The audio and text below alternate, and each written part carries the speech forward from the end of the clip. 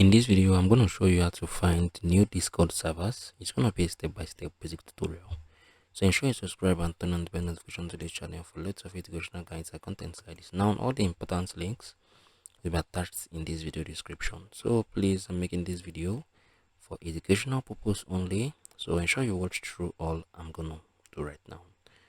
So this is it, right? So all the important links will be attached below in this video description. So look at there's a whole lot of Discord servers here, right? There's the like if you click on the new right now, you see a whole lot of different Discord servers with even 18 members, 2 members, 3 members.